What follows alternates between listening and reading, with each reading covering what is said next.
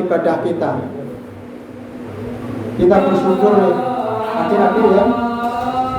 Itu yang di depan apa itu? Doa termasuk berkata ya. Sabar ya Mas ya. Itu adalah nikmat ya. Itu namanya nikmat.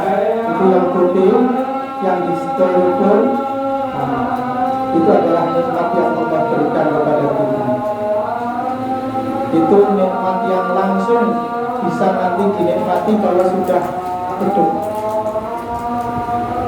Maka jamaah rahimahumullah, karena ini jamaahnya dari yang usia di bawah 5 tahun sampai di atas usia 50 tahun, sehingga saya akan bolak-balik seperti main lato-lato nih, taktek nih, kanan kiri, depan belakang, muter-muter ya, supaya kita dapat semuanya tersapa.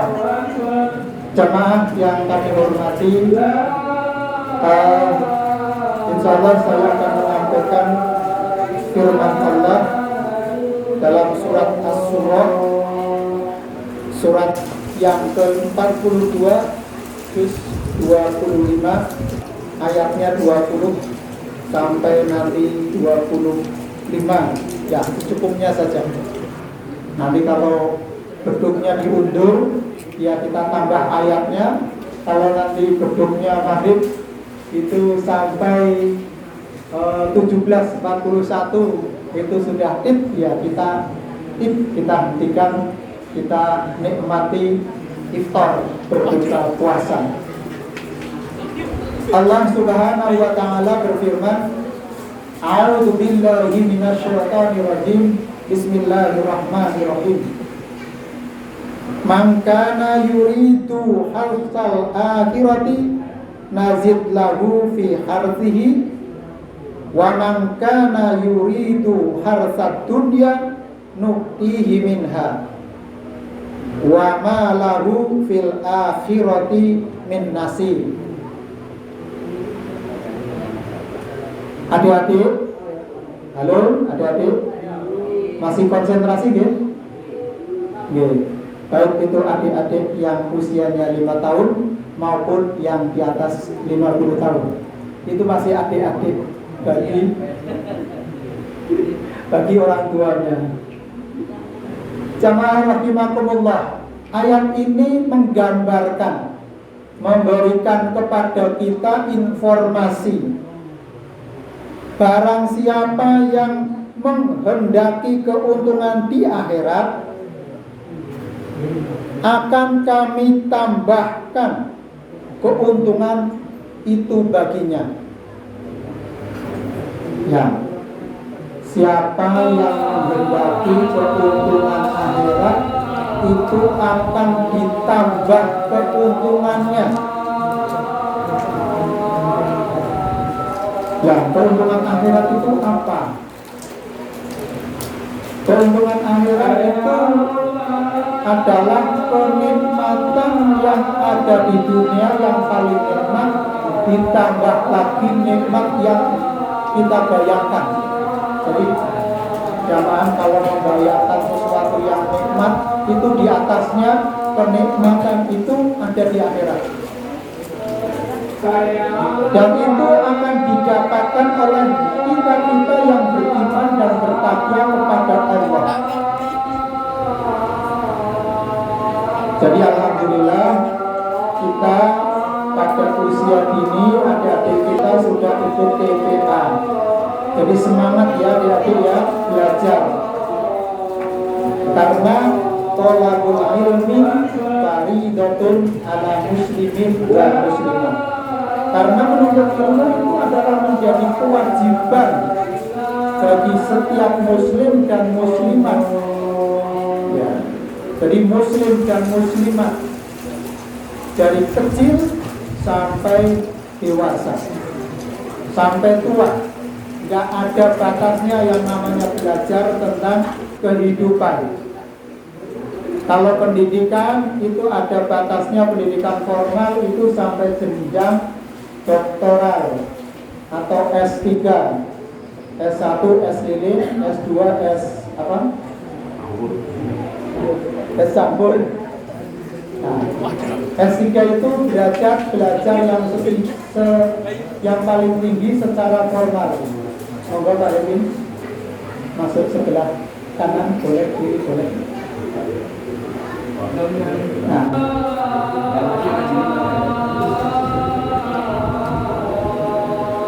jadi harfal akhirat, setiap orang akan yang menghendaki keuntungan di akhirat akan ditambahkan keuntungan di batinnya. Keuntungan akhirat harus dipersiapkan, tidak bisa didadak. Jadi persiapannya adalah tulal umri. Persiapannya itu adalah sepanjang usia kita. Memang ada orang yang perjalanan hidupnya, monggo tidak melekat tapannya. Dalam perjalanan hidupnya mengalami fase-fase ataupun periode-periode tertentu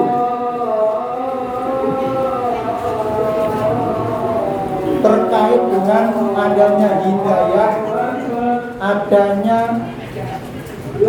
Allah berikan petunjuk kepada seseorang. Hidayah itu Allah berikan tidak kepada semua manusia. Hanya manusia-manusia yang terpilih yang mendapatkan hidayah, petunjuk dari Allah Subhanahu wa Ta'ala. Sehingga hidayah itu harus dirawat, harus dijaga.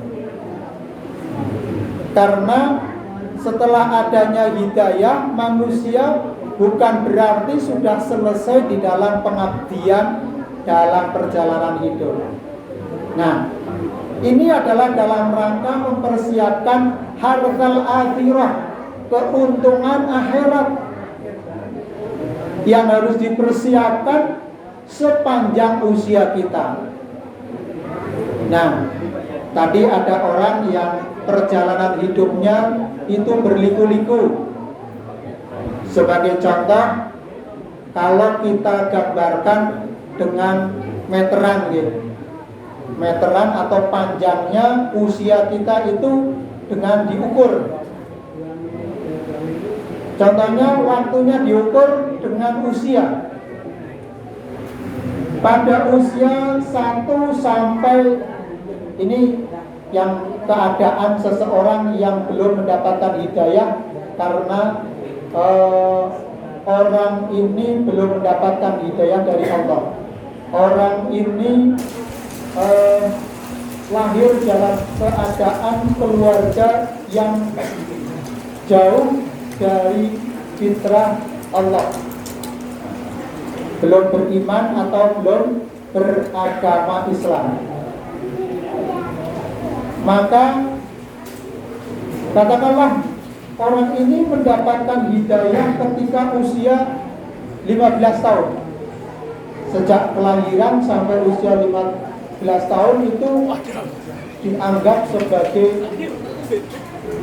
madesu, masa depannya suram, gelap, kehidupannya jahiliyah. Kehidupan jahiliyah itulah hidup yang belum mendapatkan hidayah dari Allah. Mereka hidup berdasarkan akal pikiran dan mengikuti hawa nafsunya.